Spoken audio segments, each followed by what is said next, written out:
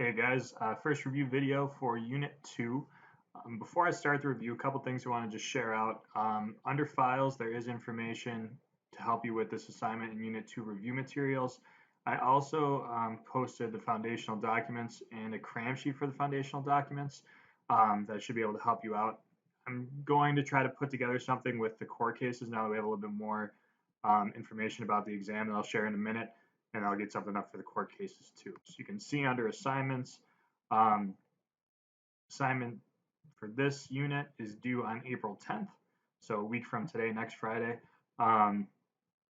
Numbers really low, guys, for Unit 1, and even still for that practice FRQ. We really need to pick up our game. I know it's tough. I got that senioritis itch when I was a senior too. I get it. But there's not many classes that you're taking this year that are going to give you potentially college credit for doing very little. And I'll explain that right now. So, information came out last night from the College Board about your exam. The tentative date for your exam is May 11th at 4 p.m. So you can see right here, U.S. Government Politics, May 11th, 4 o'clock. The reason I say tentative is that there's an alternative test date in June that the College Board is allowing schools to use if they need to. So we kind of just have to get the best sense, myself, Miss Morgani, Miss Monaco, about what date works best. They're going to have all of you guys take it on the same day, just making sure everybody has access to a computer and things like that. So we'll clarify a little bit better. But what I can share is that the exam is consisting of two questions I posted earlier today, FRQ1 and FRQ4, which FRQ4 is the argument essay. So you can see here it says argument essay, 60% exam. And then FRQ1 is a concept application. We've practiced these. The FRQ assignment I posted, the week 1 assignment that most of you have turned in, is an FRQ1 for the most part. Okay, so it's basically here's something going on, here's a situation, explain something that Congress could do to, make this better, explain a check on Congress, stuff like that. Okay, and the argument essay, we've done a few of these throughout the year as well, where you're going to have kind of a defensible claim to a situation, provide evidence from one of the foundational documents, provide evidence from one other document or situation, and kind of explain your background.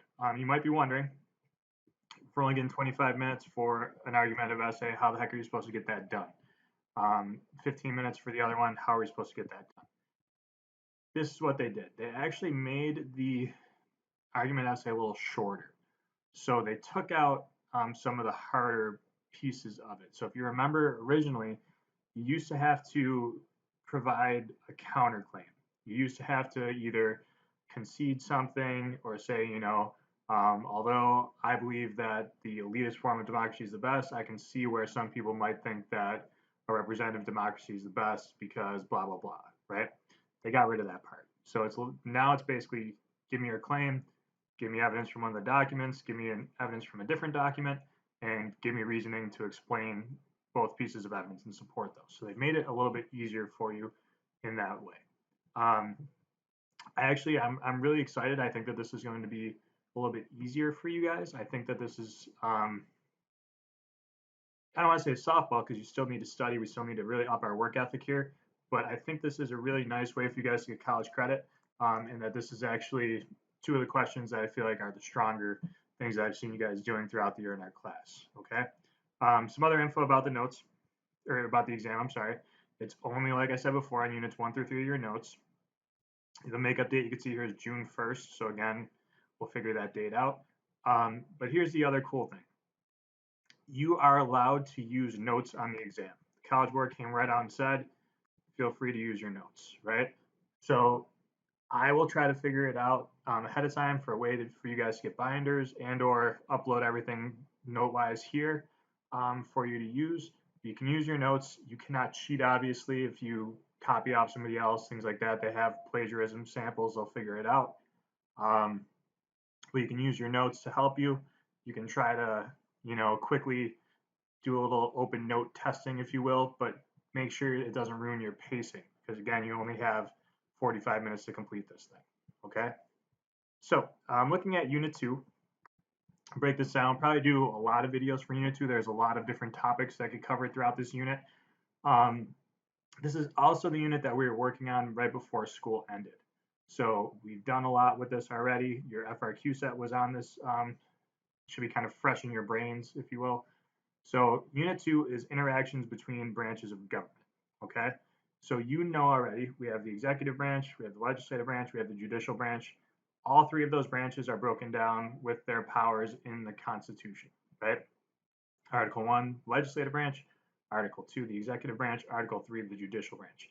The other piece that's kind of in this Unit 2 that's intertwined, if you remember our iron triangle discussion, is the bureaucracy. And the bureaucracy, most people consider the bureaucracy to be part of the executive branch, but there's some that make the argument that it almost makes up like a fourth branch, okay? So in this unit, what are some of the things we're going to be talking about? How do branches of the national government compete and cooperate in order to govern? And to what extent have changes in the powers of each branch affected how responsive and accountable the national government is in the 21st century? So first kind of part of this unit is just the structure and operation of the legislative branch. So again, should be fresh in our brains. Big ideal one, the Republican ideal in the US is manifested in the structure and operation of the legislative branch. Okay. Unit 1 that we just finished reviewing, it talked about those constitutional compromises, right? We had the New Jersey plan, the Virginia plan. They get put together into the Great Compromise, or the Connecticut plan, right? It was the original name, where we have this bicameral legislature, 2 House. So House Representatives and the Senate. You should also know from the practice FRQ that we did that the House of Representatives is originally designed to be the most democratic institution in our government, right? It's originally the only body out of the 3 branches that is directly elected by the people. The representatives come from specific areas of states, so they have a direct connection with their constituents or the people that they're representing. And they're also elected every 2 years, which kind of keeps that leadership fresh. The idea is that if somebody's doing a bad job, you can get them out of there, have somebody that best suits your needs present at all times, okay? So really quick breakdown, House Representatives, 435 members, have to be at least 25, terms are 2 years, and you represent a particular district. So again, in class, think Brian Higgins, we've talked about him a lot, is your current representative in the House of Representatives. The Senate, each state gets 2, so there's 100 senators, have to be at least 30, terms are 6 years, so a much longer term.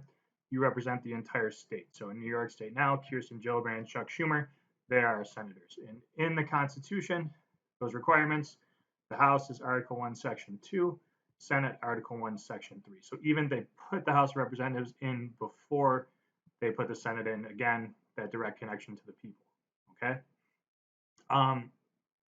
Remember early on, that kind of elitist democracy that we reviewed before in Unit 1, that there's not much trust in the general public. So having the House of Representatives be directly elected is sort of throwing them a bone. And early on, the senators are not. They're appointed by state assemblies or state legislators, and it's sort of seen as this kind of position of power, and those people are those elites that are being chosen as senators, okay?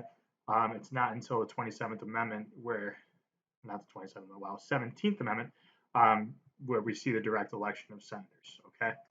So keep that in mind. Some other stuff, just kind of vocab here, but just kind of things that Congress can do. Remember, enumerated powers, if something's enumerated, it means it's specifically granted to Congress. So things that Congress can do. Implied powers, again, we've talked about that term implied before, that they're powers that are seen as necessary and proper through that elastic clause. So they're not expressly stated in the Constitution, but they're considered to be reasonable powers that Congress should have based on what the Constitution had said, okay? Enumerated powers are found in Article 1, Section 8. Implied powers, the elastic clause is Article 1, Section 8, Clause 18. Don't necessarily need to know that specifically, but just kind of give you an idea of how many clauses that there are throughout this thing. That Clause 18 is the elastic clause of Article 1, Section 8, okay? We talked about economic and military powers of Congress before when we were in school, so shouldn't have to do too much with that. Just big things, remember that they tie into the failures of the Articles of Confederation. So economic power, they can tax, they can coin money, regulate commerce. Those are all things that the federal government did not have the ability to do under the Articles of Confederation, so we're making sure they can do them now, all right? The elastic clause here, you can see the necessary and proper clause. How is it used for addressing social and environmental issues? It's basically this idea, again, there's a very broad interpretation of the elastic clause. So you can imply that we have this power, right? It stretches, it's an elastic band, right? It's getting bigger, taking on more and more power. Because it's so broadly interpreted, the government can do almost anything that the Constitution doesn't prohibit. So instead of being something where it was like, yeah, well, it says we can like make money, and this is sort of similar to making money, it turns into that Alexander Hamilton National Bank discussion where it's, well, it doesn't say I can't make a bank, so I guess I'm going to make a bank, right? Necessary and proper. So as long as it doesn't say you can't do it, you're going to do it anyways. Think about that little kid. I remember talking about this in class, asking your mom if you can do something. She says, I don't know, ask your dad. You ask your dad. He says, I don't know, ask your mom. And you just go and do it anyways, right? Well, then nobody said I couldn't do it, so I'm just going to do it, right? The government does that with that power, all right? Um, Congressional leadership, we've talked a little bit about already too. I would review this piece, guys, but I wouldn't spend a ton of time just the way that the test is formatted. It's very rare that I think you're going to see a question that's going to make you kind of go through the entire congressional leadership.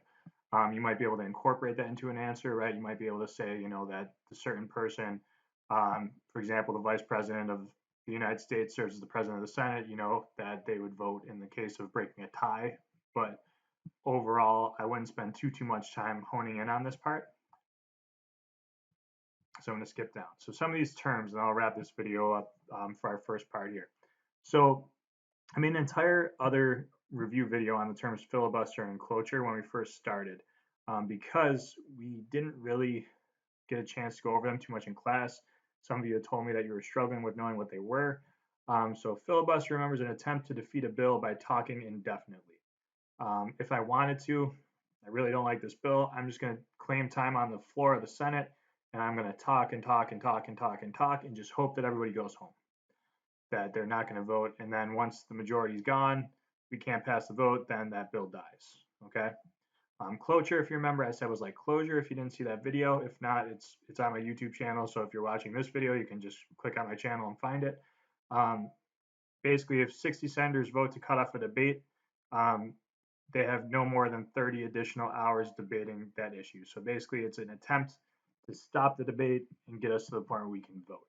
Okay.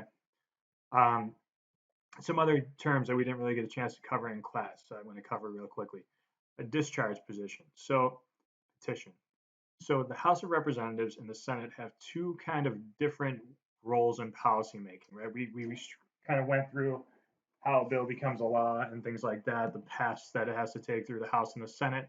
So in the House of Representatives, sorry, my dog's barking at us. She wants to come inside. All right, we're good now. So we in the House of Representatives, right? So any member of the House, after a committee has had a bill for 30 days, can petition to have it brought to the floor. Okay. So basically, getting a bill out of committee and getting it onto the floor. You might do this in an attempt to kill the bill, or you might do it in the sense that you really want this thing to pass. The committee's not acting on it fast enough, so we're just going to get it the heck out of there and vote on it now. Okay. So discharge, think it was somewhere else. You're having them release it. So getting discharged from a hospital, for example. Okay. The Senate has the power to ratify treaties. I remember that from U.S. history with the Treaty of Versailles not being approved by the Senate.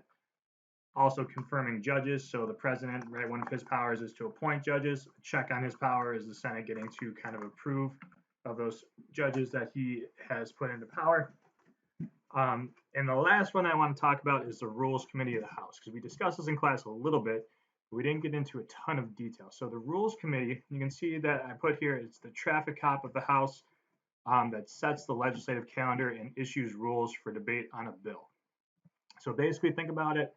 If we're discussing something, if we're trying to come up with the best solution, the best possible outcome for how this bill is going to be put in place, this rules committee is going to basically create a calendar. On this day, we're going to do this. This day, we're going to do that. We're going to talk about this on Thursday. We're going to talk about this on Friday.